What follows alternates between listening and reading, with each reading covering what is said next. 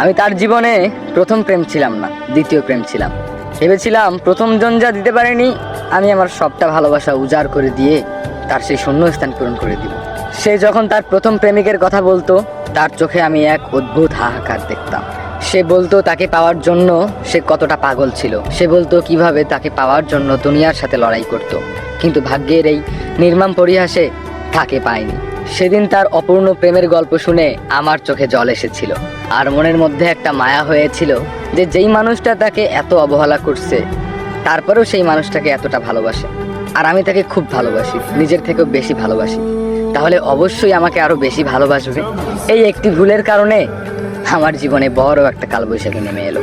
আমি বুঝতে পারিনি যে মানুষের হৃদয়ের প্রথম ভাগটা ভেঙে গেলে পরে আর অন্য কারো জায়গা হয় না। মানে এই মনে যদি একজন ঢুকে, সেই জায়গাটা আসলে কোনোদিনই সে চেষ্টা করে নিতে পারে না। আমি তার ক্ষতবিক্ষত মনের সেবা করেছি, তার একাকিত্বে সঙ্গ দিয়েছি, তার বিষণ্ণ রাতগুলোতে পাশে থেকেছি। আর আমি অনুভব করেছি এই যে আমি মাত্র তার বাসার বারান্দায় দাঁড়িয়ে আছি, তার মূল ঘরে এখনো তার সেই আগের মানুষটারই বসবাস। আর বুঝতে পেরেছি এই যে মানুষ তার প্রথম ভালোবাসাকে এতটা গভীরভাবে ভালোবাসে, সেই তীব্রতা দ্বিতীয় কারোর জন্য থাকে না। আমি তার কাছে বর্তমান ছিলাম ঠিকই, কিন্তু আমার থেকেও তার অতীতটা খুব বেশি শক্তিশালী।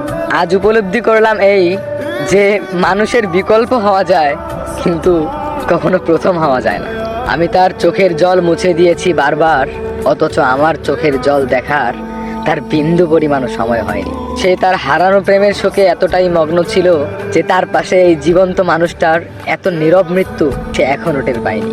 ভালোবাসার এই যুদ্ধে আমি হেরে গেলাম, আর আমি এটাই জানলাম আমি তার গল্পে প্রধান চরিত্রে ছিলাম না। আমি তো ছিলাম কেবলমাত্র একটা দীর্ঘ বিরতি। আসলে ভালোবাসা কোনো অঙ্ক নয় যে মন চাইলেই মিলানো যাবে। কিছু কিছু মানুষের কপালে ওই দ্বিতীয় মানুষ হয়েই থাকতে হয়, এক বুক দীর্ঘশ্বাস আর এক আকাশ পরিমাণ অবহেলা নিয়ে। স্মৃতিরা বেঁচে থাকে, মানুষরাও বদলে যায়, কিন্তু আমি বদলাতে পারিনি। আমি শুধু রয়ে গেলাম সেই অবহেলার সাক্ষী হয়ে।